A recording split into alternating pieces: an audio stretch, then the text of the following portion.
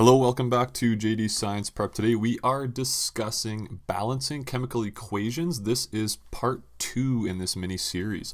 If this video does help, please like and subscribe. So in a past video we talked about the balancing of chemical equations and just went over a simple process we can all follow to complete these types of questions. In this video we will go over 3 a little bit more advanced examples.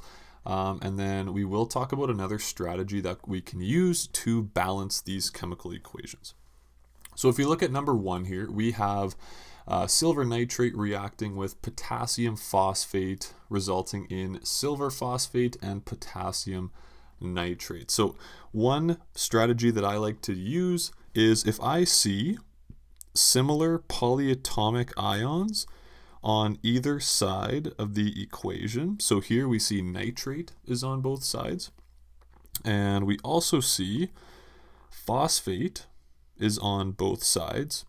We actually don't need to split those polyatomic ions up as long as they're found on both sides of the reaction. You could, if you wanted to, you could split this into 1N and 3 oxygens. And we could split this phosphate into 1 phosphorus and 4 oxygen. We could do that and you would be able to figure out the question, but not splitting up the polyatomic ions is a little bit of a shortcut that should work as long as it's found on both sides of the equation. So let's go ahead and follow that. Let's see if we can use this shortcut successfully. So here, without any coefficients, we are going to have 1 silver on the reactant side. We will have 1 NO3 on the reactant side. We will have 3 potassium, and we will have 1 phosphate ion. Okay, I guess I should put our charges in. So we have NO3 negative and PO4 3 negative. On our product side, we have 3 silver, we have 1 PO4 3 negative ion, we have 1 potassium, and then we have 1 nitrate ion as well. So let's start adding in some coefficients. Let's see if we can make this balanced. So on our product side, we have 3 silver. Let's try and get 3 silver on our reactant side. So I'm going to put a 3 in front of our AgNO3, which means I'll just put a 1 in front of our Ag3PO4. Now, if we look here, we have 1 PO4 ion, which means I'm going to try and get 1 PO4 ion, and successfully I have. Now looking at this last species, we have 3 potassium on the reactant side, so let's try and get 3 potassium on our product side, and that coefficient of 3 allows us to do that. So just checking our work here, we have, according to our coefficients, we have 3 silver on our reactant side, and we have 3 silver on our product side because of that subscript. We have 3 NO3 groups on our reactant side, and we have 3 NO3 groups on our product side.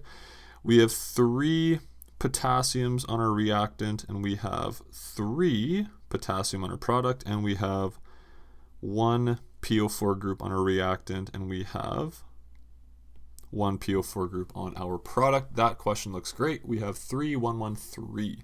Let's move on to number 2. We'll go through this one a little bit quicker. So here we have sodium nitrate reacting with lead 2 oxide, and that's going to form lead 2 nitrate and sodium oxide. So again, let's write down our reactants and products. We have sodium, and again, we actually see nitrate on both sides of this reaction. So I'm going to keep that together. We have NO3 negative. We also have lead and we have oxygen. All right.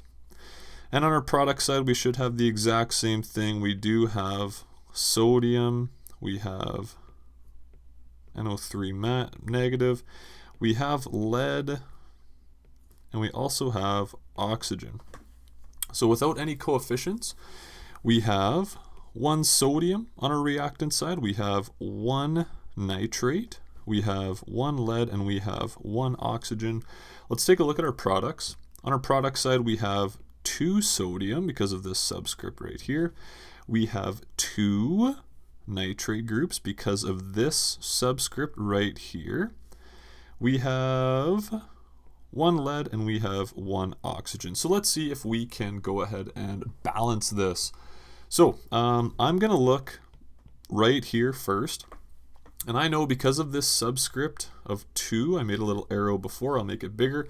We have 2 lead and 2 nitrate groups. So on our reactant side, I'm going to go ahead and I'm going to put a 2 in front of sodium nitrate so that it has 2 nitrate groups on our reactant side. And I'm going to go ahead and put a 1 in front of lead 2 nitrate. And now because I have 1 lead on our product side, I'm going to go ahead and try a 1 on our reactant side here. And finally, let's see if we can balance out our sodiums and our oxygens. So we have, according to this coefficient here, we have 2 sodiums on our reactant side, and we actually already have 2 sodiums on our product side from that subscript right here. And let's check out our oxygens. We have 1 oxygen and we have 1 oxygen. That looks fantastic to me. So our coefficient should be 2, 1, 1, and a 1. Let's move on to our last example here. Let's see what we have. So we have zinc sulfate reacting with lithium carbonate, resulting in zinc carbonate and lithium sulfate. So again, we see very similar polyatomic ions on both sides. We have sulfate on both sides, and we also have carbonate on both sides. So we should be able to keep those together. We will not split those up whatsoever. So we have zinc, we have SO4 2-, we have lithium, and we also have CO3 2-.